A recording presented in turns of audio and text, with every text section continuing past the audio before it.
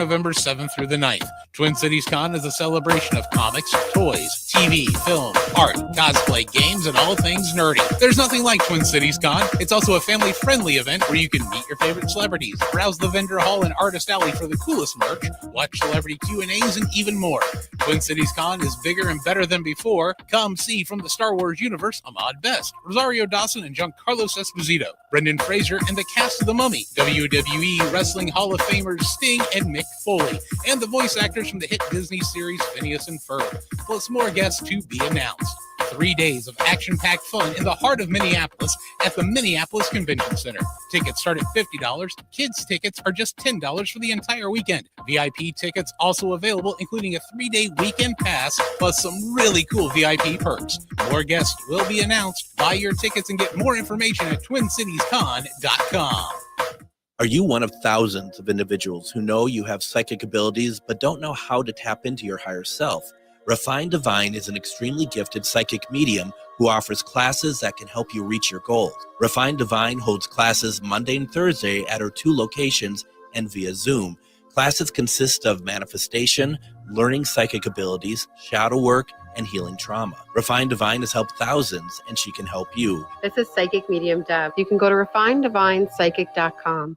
With your AM 950 weather, I'm Patrick Lilia. Tonight, cloudy with a low of 64, then Tuesday, cloudy with a high of 83. Cafe Latte is unlike any restaurant you've ever experienced. Grab a tray and pick from their award-winning selections of soups, salads, sandwiches, and mouth-watering desserts. Cafe Latte, Victoria Street and Grand Avenue in St. Paul, or cafelatte.com.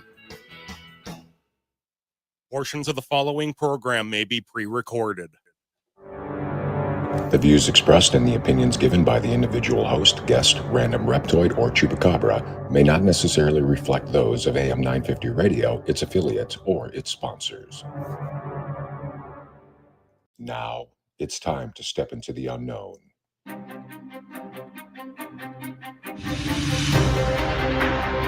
There are things people experience but never talk about.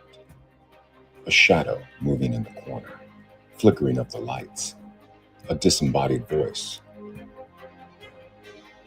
We invite you to talk with us. Share your story, share your experience, because this isn't just your story. This is our story. This is GhostBox Radio with Greg Bakun. And this is GhostBox Radio on AM 950, where every night we talk about the paranormal, ufology, Bigfoot, and so much more. My name is Greg Bakun. Thank you very much for joining me tonight. You know, this is one of those rare occasions when I say that every night we talk about the paranormal, ufology, Bigfoot, so much more, that tonight we are actually doing so. Because sometimes we'll just talk a little bit about one of the few subjects. Though tonight I think we can pretty much talk about everything. And this is all stemming from some investigation that I took part in this weekend. I'm going to talk about it. I want to talk about the location. We've talked about the location before, but I want to take it down a little bit more. I want to break it out for you just a little bit more what this place is, because for the past couple of years, we have been going to the Swensson Farm in Granite Falls.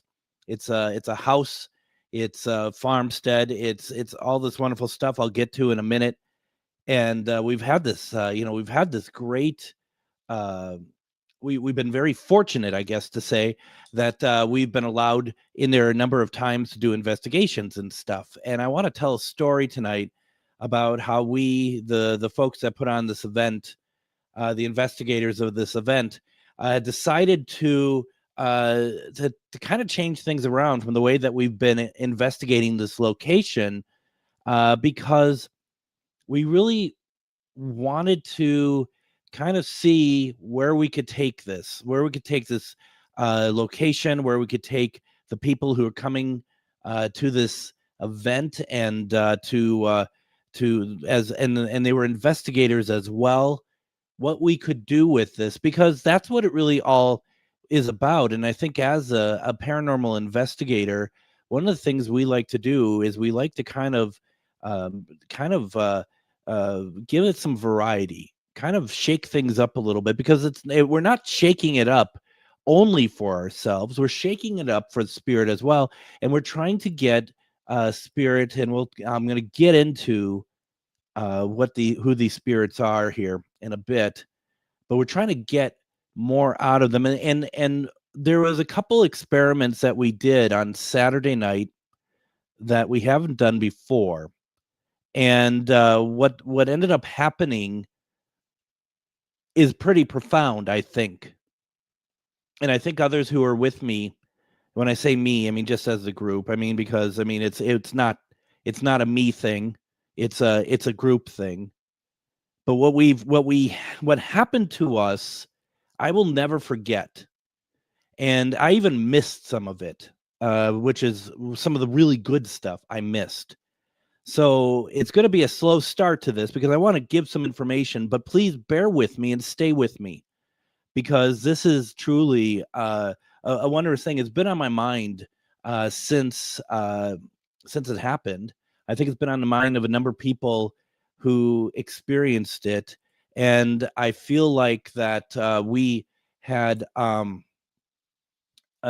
had a couple people reach out to me since the investigation who just like this is something very interesting, and I really wanted to share this because we've shared all of our other interactions with these entities before, and I wanted to do that tonight as well.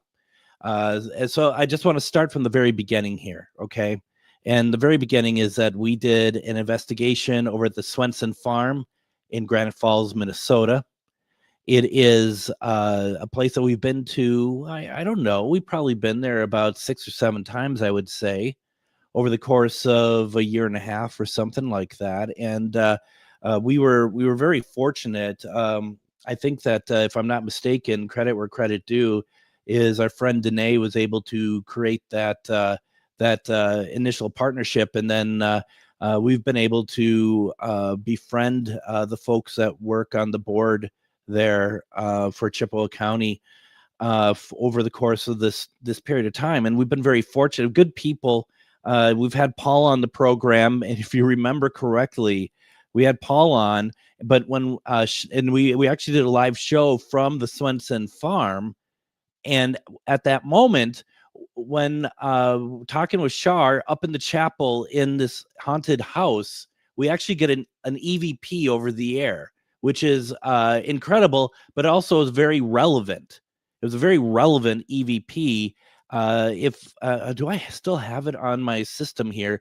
Let me take a look, because if I have it, I'm going to play it here real fast because it's worthwhile. I'm going to play it twice, actually, as it happens, because I'm going to play it just as it sounded, and then how I kind of just enhanced it.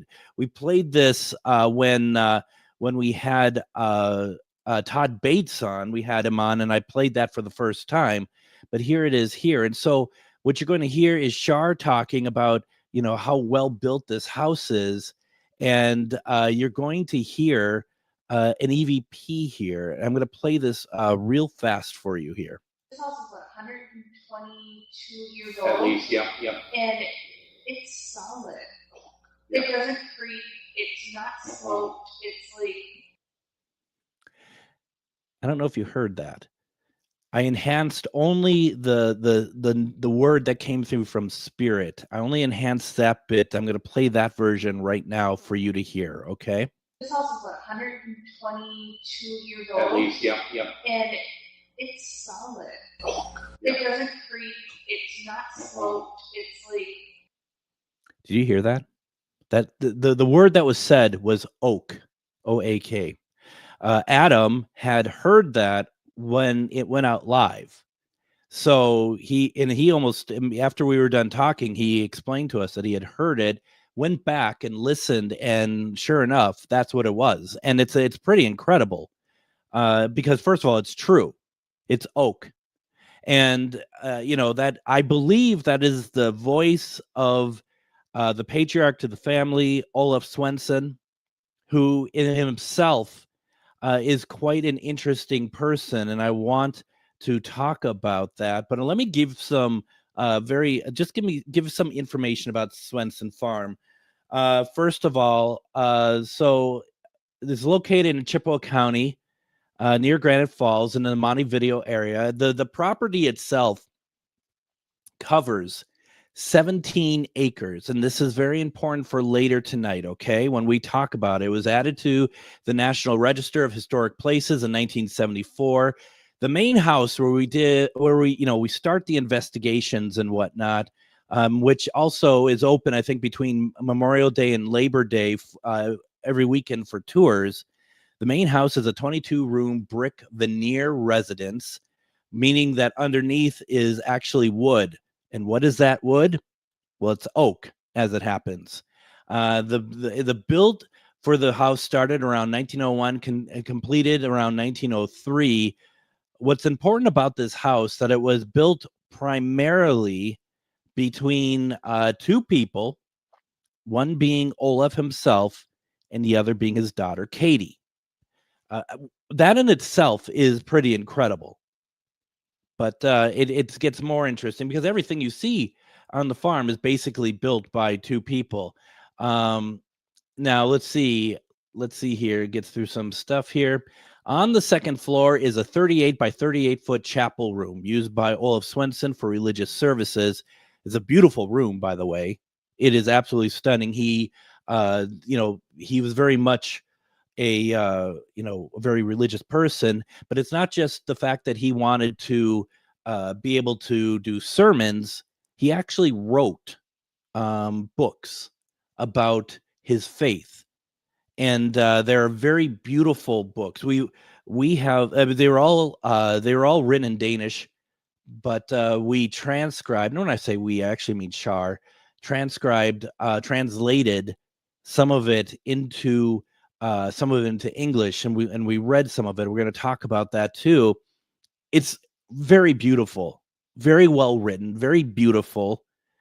And so you got that. Now the barn itself, there's a timber frame barn that was built in the 1880s, and that was also built by Olaf and probably Katie. And this is going to be the focal point of our story tonight. This is a beautiful barn. If you saw my artwork that I used for the show tonight, that is actually the barn itself. It's huge, and it's like picturesque. It's exactly what you expect a red barn to look like. The landscaping around it is absolutely stunning. I look at it every time I'm there. I look at it just in complete awe because it's such an incredible piece. And the barn itself underwent a major restoration around 2003, and other work has continued since then, such as roofing, siding, windows, general upkeep. And the property also includes the remains of a grist mill, once built and operated by Olaf. And the point is Pillsbury was founded in Granite Falls, and Olaf wanted to have a go at flour himself, and that was the plan. And the Pillsbury part of it, Pillsbury themselves obviously went on with Olaf, not quite so much so. There's also a family cemetery on the land as well, headstones and tombstones made by Olaf Swensson himself. It's absolutely incredible. He tried to make a perpetual motion machine. He tried to run for governor. He had a lot of ideas on a lot of things. He was quite the genius, actually. And that was something that I think a lot of us had really figured out over time, because we kept hearing about stuff that he wasn't able to get done, but the fact is he got a lot done. He got a lot of things done. And one of the keys, I think, to Saturday's investigation, first of all, was that, instead of thinking about what he wasn't able to do with his life, the dreams that never happened, because he had so many that he was trying to do, we focused on the positives, and there was a lot of positives. And it's odd. Did anyone just hear something? Like there was something that happened. It came through my headphones there. And it was the second time, actually. I ignored it the first time. There's actually a noise that I am not familiar with that came through my headset. Anyone else hear that? Put it in the comments, please. I'm very curious. That took me by surprise. I'm not going to lie. But that's the point, though, is that he had done a lot of good things. He also was a man of his time. He had very strong views on a lot of things. And that is just how it is. Olaf was a Norwegian immigrant arriving in the U.S. with his wife Ingeborg in 1872 or 1873. He was a self-taught scholar, lay minister, carpenter, builder, and visionary. He was by some thought to be an eccentric. And as we mentioned, his religious convictions led him to conduct his own church services in Norwegian, which over time drew less participation because also the town grew and more churches opened up. And Swensson also politically engaged. He drafted a proposed amendment to the U.S. Constitution in 1892 addressing workers' rights and attempted, like I said earlier, to run for Minnesota governor. He was not able to do that.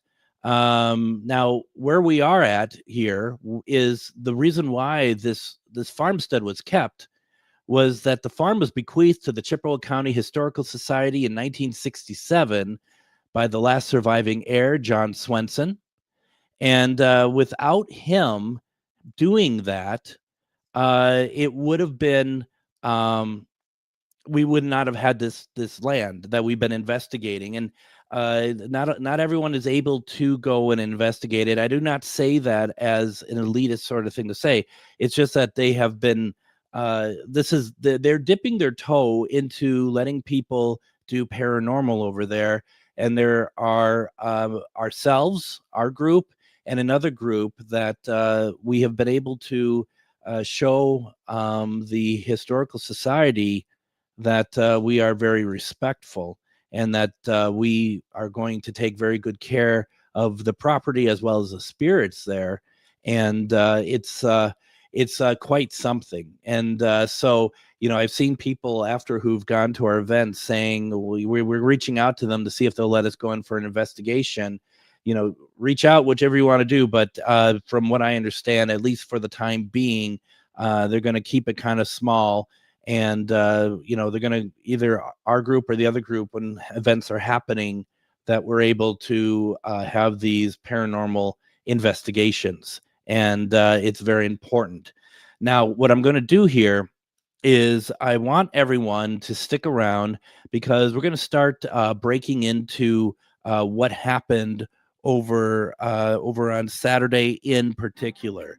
So please do not go anywhere. Over the next two segments, I want to share what happened to us on Saturday, and I think you're going to be very interested by it. Don't go anywhere. You're listening to GhostBox Radio on AM 950.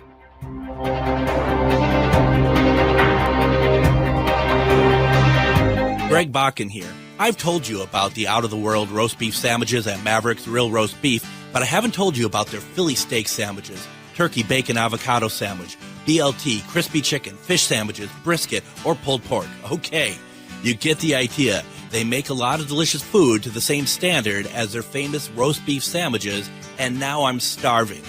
I'm going to go to Maverick's Real Roast Beef off Lexington and Roseville, and you need to go too. Check out their menu at mavericksbeef.com. Have you ever met someone who not only can help you on a deep spiritual level, but also potentially change your life? Refined Divine is an extremely gifted psychic medium who travels the nation and lives right here in the Midwest. And she offers mediumship, mentorship, house and business parties, energy healing, palm readings, and so much more. Refined Divine has helped thousands, and she can help you. Hi, this is Psychic Medium Deb. I cannot wait to hear from you. You can go to refineddivinepsychic.com. Greg Bakun here. I love historic tours of Minneapolis and seeing everything it has to offer. But if you know me, I like to include a little spooky in my tours, which is why I found the perfect combination. Minneapolis Trolley Tours does this amazing candlelight ghost tour that you have to check out. It's an extremely immersive experience. It's a trolley trip that starts out at a haunted mansion, traveling around Minneapolis locations exposing ghost stories that the public and business owners would rather left untold.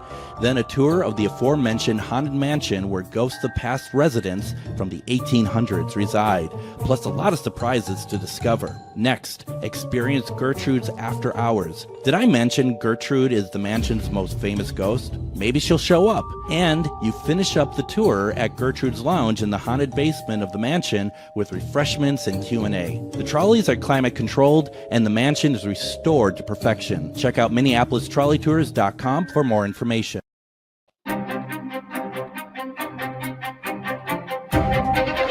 And kick off the Halloween season with Ghost Stories and Beyond at Billy's Barn Grill in Anoka. That's this Wednesday, October 1st at 6:30 p.m. Join Char Savoy and myself as Char relives the most terrifying paranormal investigation of her life inside the infamous Villisca Axe murder house.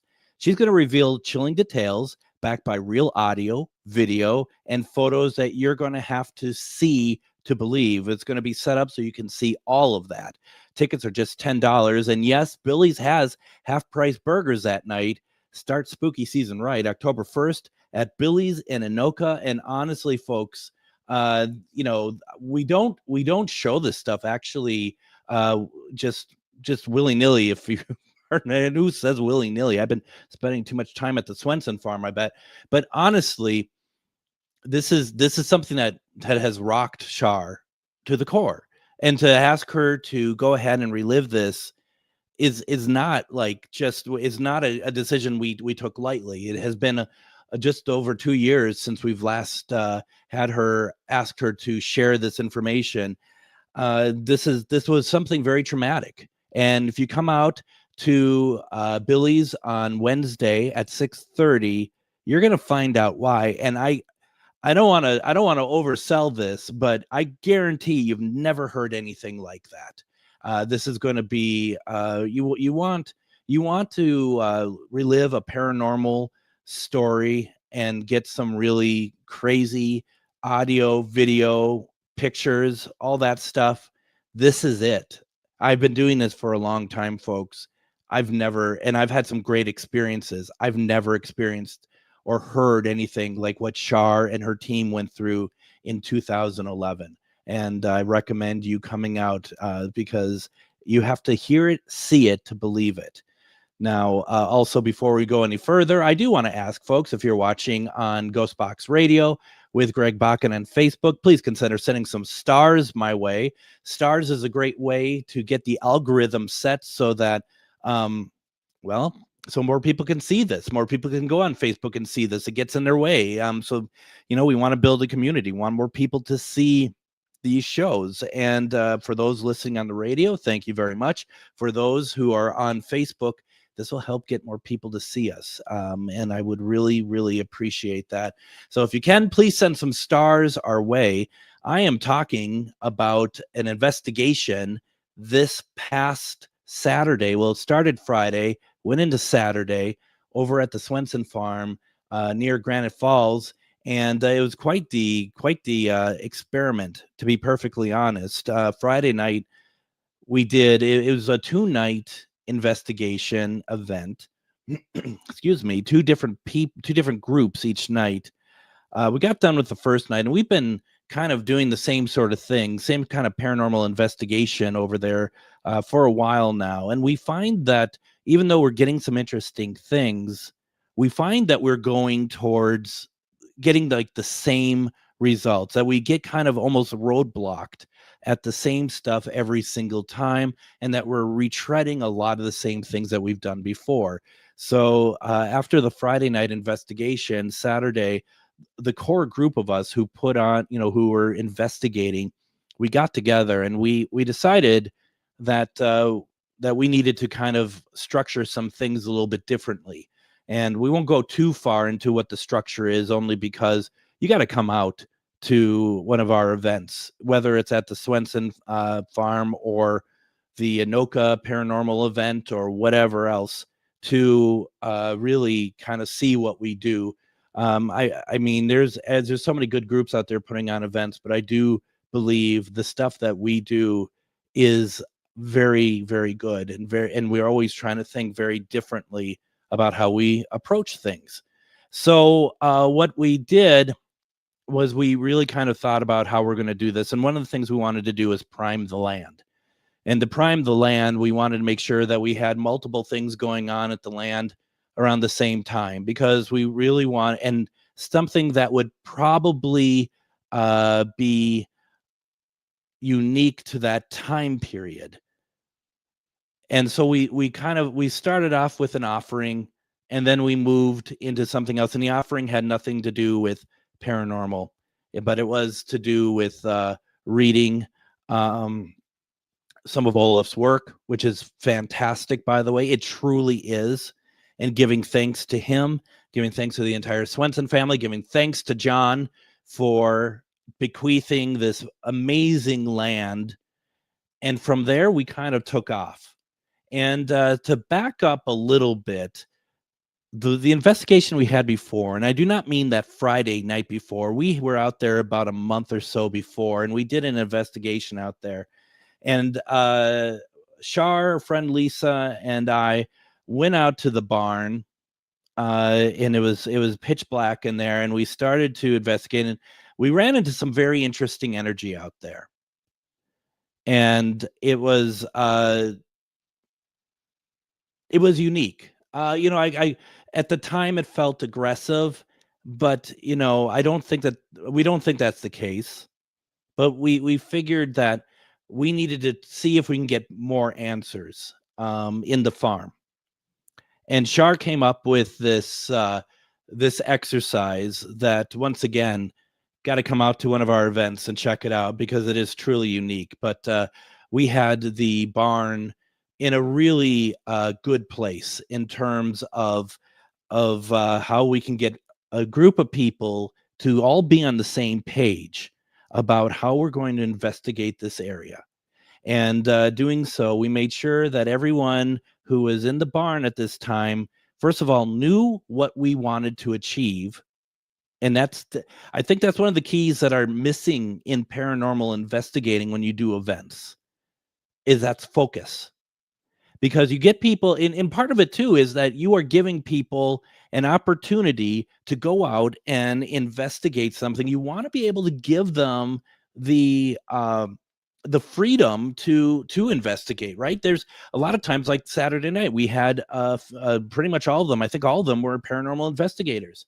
You want to be able to allow them to enjoy the land, to enjoy the locations. But we also knew, and I wasn't sure how this was going to go, to be perfectly honest, because we had set up an itinerary for the night. And we had so many compliments for just having, our ducks in a row, so to speak, that we weren't just like, okay, well, we're going to be up here. This person's going to be over here. Let's talk about this and that and everything else. We focused the entire evening on the different locations, on specific people.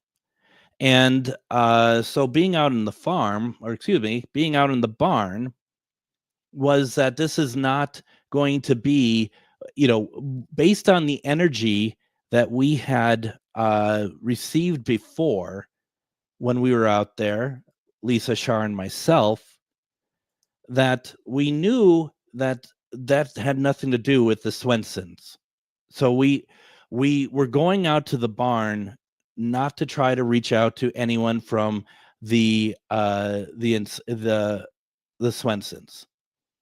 And we were all in an area, and we're all set up in a way that none of us were looking at each other, but we had sparse amount of equipment. Around us is what we call a tripwire. For those of you who do not know what a tripwire is, it's a fantastically expensive piece of equipment that is a line of lights, and they're heavy duty lights, actually, and you have them around you, and they have a base color to them, which is purple. And if there's any kind of movement that is from spirit, it will change color. And there's one of 4 colors that it will change to. And the interesting thing is, and those of you who are with us on Saturday night know, you can't just pick it up and rattle and it'll change. It's not that easy, actually.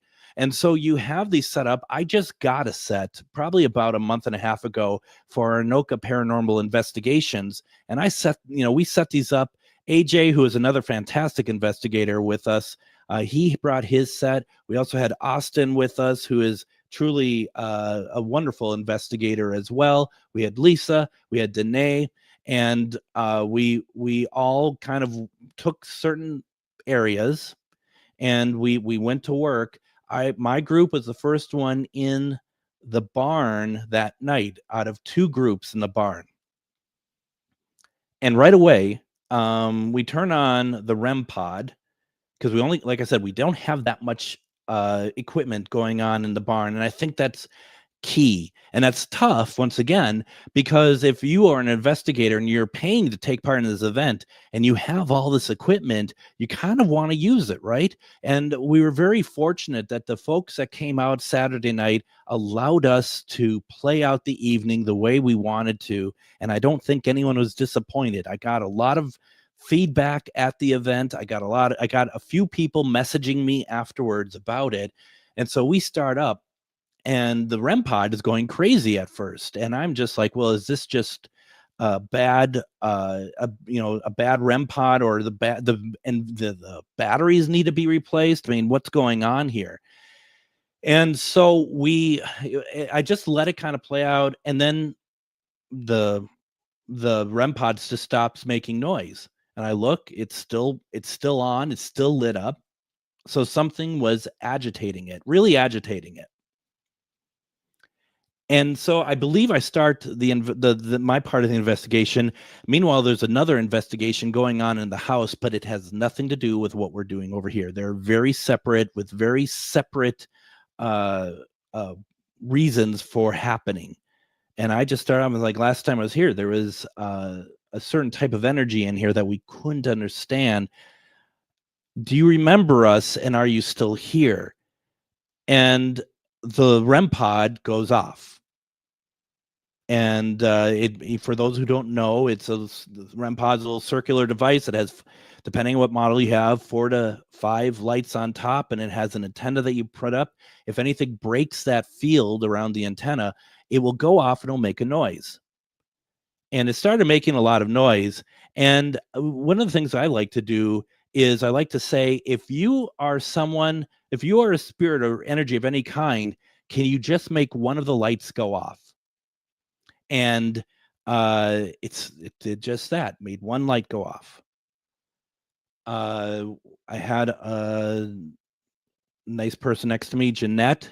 She was getting messages, and it's a different energy in there. It's not human. Okay, that's what I'm trying to say. It's not human. The land is connected with native energy. The land is connected to a lot of different sort of things. The night before in the barn, there were 2 windows at the top of the structure. One of the windows had a blobulous sort of form to it that would change its shape in the window throughout the entire evening. And a lot of us watched that. It actually diverted the whole investigation in there, to be honest, which was another reason why we wanted to be focused on that Saturday night. And so asking a lot of questions, and we're sitting, and I'd ask a question, and the tripwire would go off, but only the light that was in front of me. Because there's lights all around us. It's a tripwire, a bunch of different lights connected by wire. But only the one in front of me actually would light and change color. And then we noticed other people talking. And those lights in front of them only, not the whole line, but only in front of them would change color. And we asked a question, and we got an answer, and I can't quite remember off the top of my head what the question was, but it was about what kind of energy you are. And I made a thought and a suggestion. And we got an answer, and the answer was yes. But what made this answer very interesting is that it was audible to our ears, and it was female. So it would be like, is this energy, has this energy been here for, before the Swensson built their farm? And you'd hear outside the barn, is what we gathered, we'd hear, yes. We all heard it. It's unbelievable. An audible answer to us. And so we were really excited about that, and started to ask questions about what type of energy. And I'm thinking in my mind, and me, folks, I have this sort of connection. I thought alien, to be perfectly honest. I thought that I knew it wasn't human. I thought alien. And so we're going on, and I'm starting to have questions, and I'm just asking, like, am I familiar with this energy? And Jeanette is like, yes. And I'm asking some stuff, and I just said, are you alien energy? And she goes, she's getting a message download. She goes, we're more. And it hit me, because something else happened at the same time. There is this, what we could see, it's pretty much black in the barn, apart from the lights that are around us. And we are seeing this bug fly in front of Austin, and it's steady to him. It's not, bugs fly around. This bug is stationary, flying in the air. I don't think that's a bug. I think that's an elemental. And that, to me, changes everything in that room. And what that changes into is the fact that we're not dealing with spirits like ghosts, like members of the Swensson family. We are not dealing with aliens of any kind. We are dealing with Sasquatch. We are dealing with Sasquatch energy. We are dealing with something that was very familiar to me. I could tell what it was. And we are dealing with something that is very native to that land. And what we're going to do is we're taking a break. And when I come back, we're going to talk about how in that barn at that moment, we have an encounter with one, and how afterwards we have this massive encounter out in the land with everyone at the event through our own eyes and spirit box. You do not want to miss this. You're listening to GhostBox Radio on AM 950. Greg Bakun here. I've told you about the out-of-the-world roast beef sandwiches at Maverick's Real Roast Beef, but I haven't told you about their Philly steak sandwiches, turkey bacon avocado sandwich, BLT, crispy chicken, fish sandwiches, brisket, or pulled pork. Okay, you get the idea. They make a lot of delicious food to the same standard as their famous roast beef sandwiches, and now I'm starving. I'm going to go to Maverick's Real Roast Beef off Lexington and Roseville, and you need to go too. Check out their menu at mavericksbeef.com. Have you ever met someone who not only can help you on a deep spiritual level, but also potentially change your life?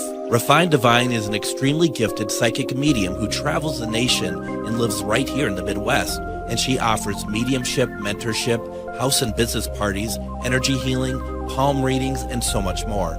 Refined Divine has helped thousands, and she can help you. Hi, this is Psychic Medium Deb. I cannot wait to hear from you. You can go to refineddivinepsychic.com. Greg Bakun here. I love historic tours of Minneapolis and seeing everything it has to offer. But if you know me, I like to include a little spooky in my tours, which is why I found the perfect combination. Minneapolis Trolley Tours does this amazing candlelight ghost tour that you have to check out. It's an extremely immersive experience. It's a trolley trip that starts out at a haunted mansion, traveling around Minneapolis locations exposing ghost stories that the public and business owners would rather left untold. Then a tour of the aforementioned haunted mansion where ghosts of past residents from the 1800s reside, plus a lot of surprises to discover. Next, experience Gertrude's After Hours, Did I mention Gertrude is the mansion's most famous ghost? Maybe she'll show up. And you finish up the tour at Gertrude's Lounge in the haunted basement of the mansion with refreshments and Q&A. The trolleys are climate controlled and the mansion is restored to perfection. Check out MinneapolisTrolleyTours.com for more information.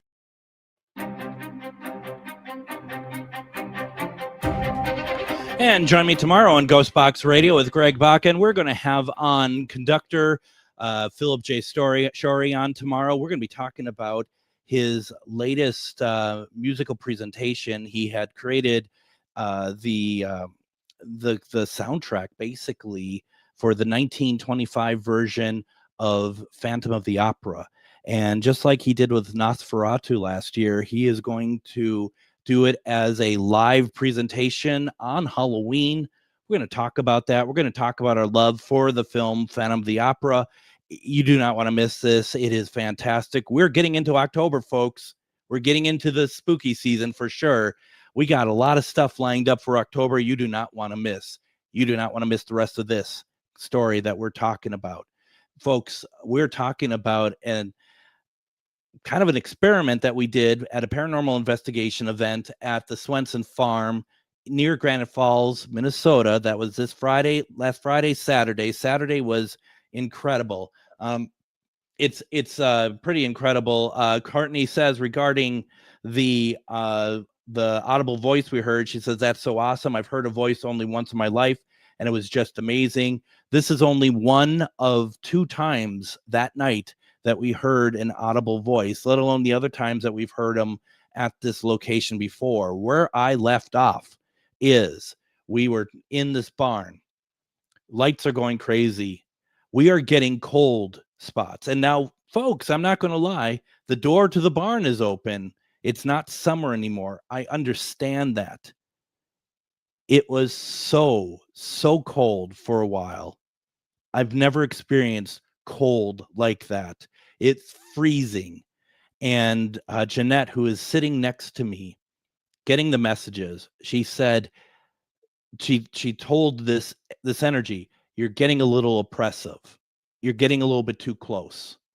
And honestly, the cold starts to dissipate immediately, becoming warmer. And I'm not going to say it was turned into, Tahiti or anything. It was warmer, though. It made a big difference. Now, we had so many questions and the knocks that are starting in the barn, the shadow play we're starting to see throughout the walls, the illumination from the tripwire up on the beams of the barn. It's a purple, kind of a purple haze, really, right? Because that's the color that these tripwires start off at. I suddenly noticed that the beam got brighter. And it's not because the beam got brighter. It's whatever was in front of the beam, which is 3 feet in front of me, something left the area. There was something standing in front of me the whole time. I'm not saying that nothing stood in front of everyone else. It's really, who knows? But there is something in front of me. And then it would come back. It would leave and it would come back. And that's when it would get cold. Next to me was Austin, myself, Jeanette. We were feeling this. This is not like, just me. It was absolutely incredible. And once I realized what I thought the energy was, and this is me kind of going out on a limb there, and I'm calling out the energy. I'm naming it. Friend. I name it forest friend energy. Name it Squatch energy. At that point, I said, we come as friends. We come in love. If you are familiar with my energy, you know that I am a friend, and everyone around here is a friend. And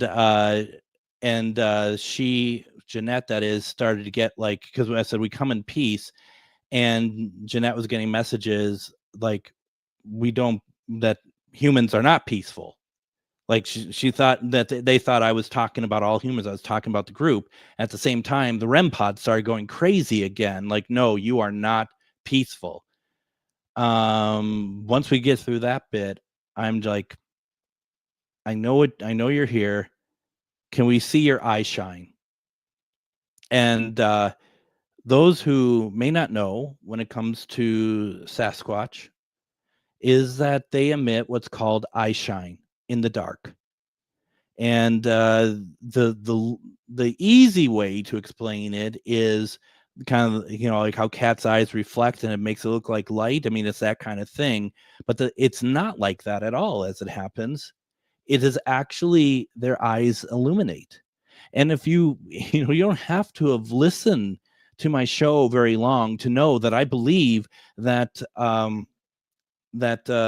Sasquatch's forest friends are interdimensional. I do not believe personally that they are some kind of animal that has yet to be discovered.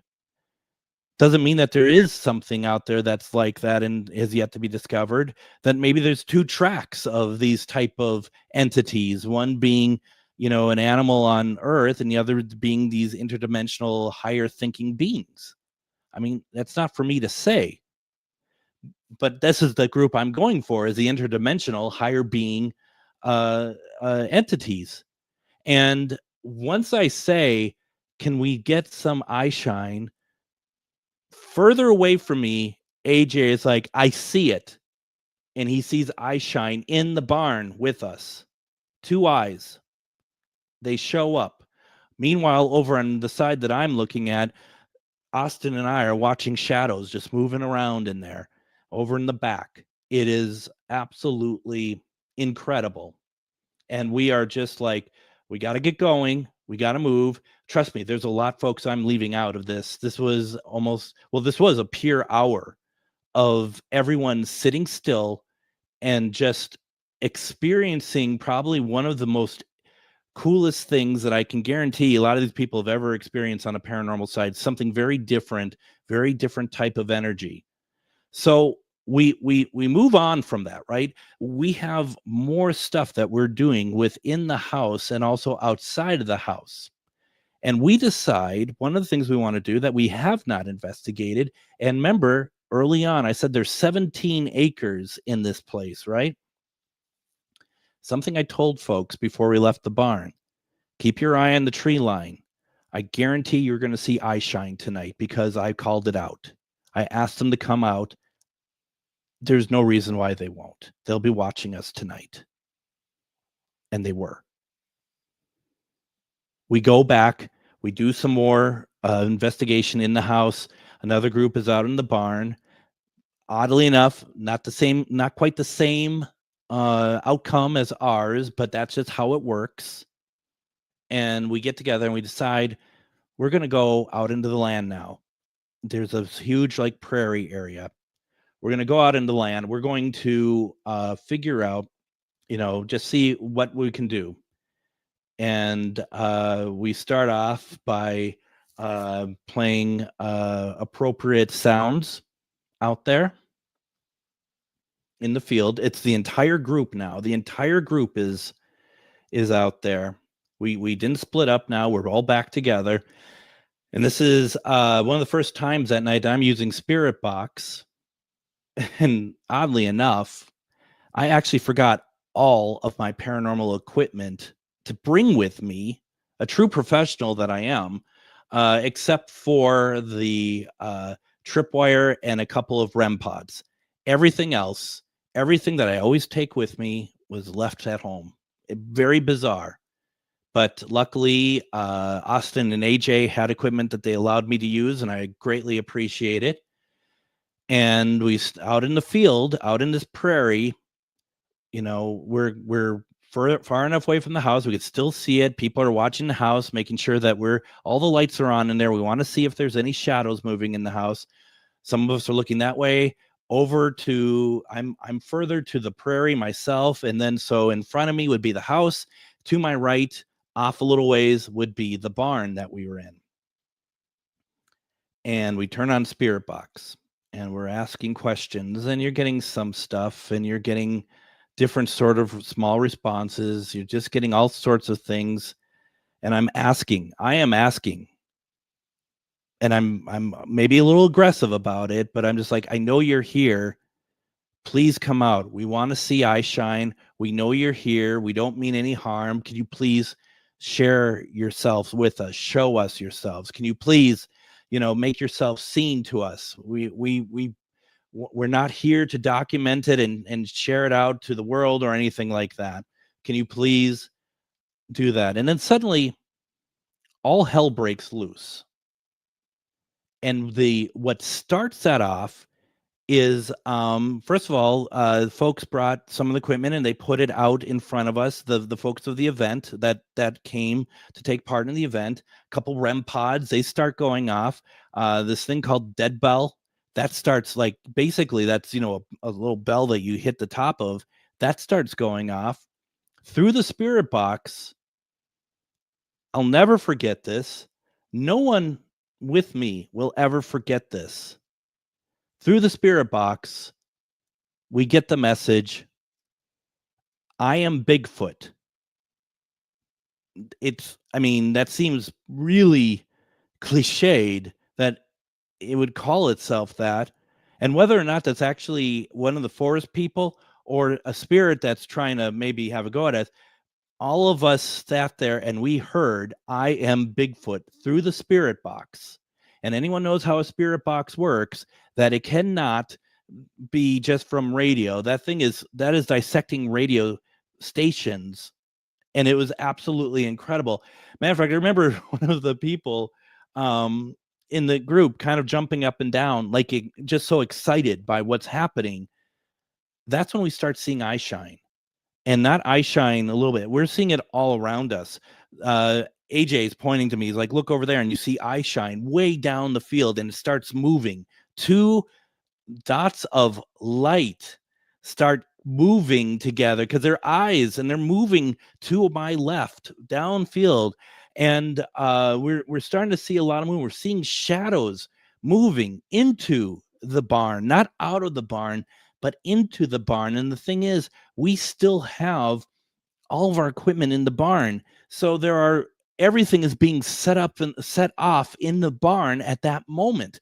We're watching shadows go into the barn, and the barn starts lighting up because it's hitting different lights that have triggers on it. It has the tripwire that is lighting up. All this stuff is lighting up. And I just remember all of us are kind of like, our responses are like, oh my God, what is happening? This is incredible.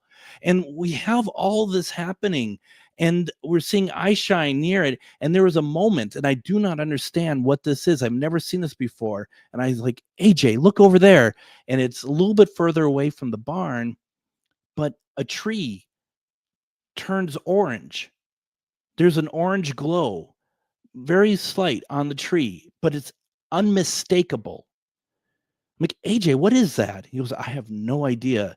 I've never seen anything like that before. And from there, more shadows are moving, and they're moving towards this barn. And it's just like unbelievable. Now, I have the spirit box next to me, and I can't hear a thing of anyone else because it's a big speaker. I have it very loud so everyone can hear it. Anyone who knows spirit box as SB7 spirit box, it is very loud. And then I hear this. I hear Lisa and Shar. Do you hear that scream? And I'm like, and they're not talking to me. They're talking to each other, and they're turning around. And I'm just, and I'm stupid me. I still have my spirit box going. I'm like, you heard a scream? I should have shut it off because it was still going. It's not just a short scream. It's a long scream, and it's not human. And I asked Shar, is this a scream you've heard before? I've asked Lisa because she's heard them too. Is this a scream you've heard before? Both have said yes. We believe it was a Sasquatch, one of them. And I think there are many that we had actually brought forward. I turn off the spirit box because maybe we can still hear it or not. They heard it very, very loud and clear. In fact, there was a point that I looked in a different direction from where all this activity was happening towards the cemetery where the bodies, I'm getting ahead of myself here, before the family who are arrested there. Over at the end of the land, and there are other entities silhouetted running through the trees. I didn't say anything because I couldn't believe it. I must be wrong. But in fact, it was true because Char's seen it as well. I'm sure others have seen it as well. It was silhouetted against the sky. But I turned off the spirit box, and it's nothing but coyotes screaming now. What Lisa and Char heard was not coyotes. What we're hearing now, for the most part, is coyotes with some other creature wailing in there as well. It's not all coyotes. And the thing about the coyotes, something has rustled them up. Something has made them do this and start yelling and get them all in a tizzy. And it wasn't spirit box, because there was something else yelling with them. And the coyotes didn't sound like that they were just over in one area. They sounded like they were literally all around us.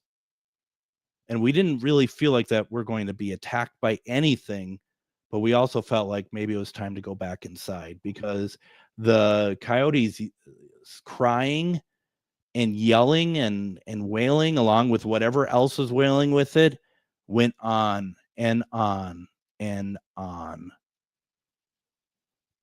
I will never forget.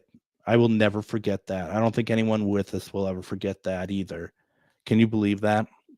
And folks, we're out of time, but I only told part of the story. I didn't even talk about the stuff that happened inside the house.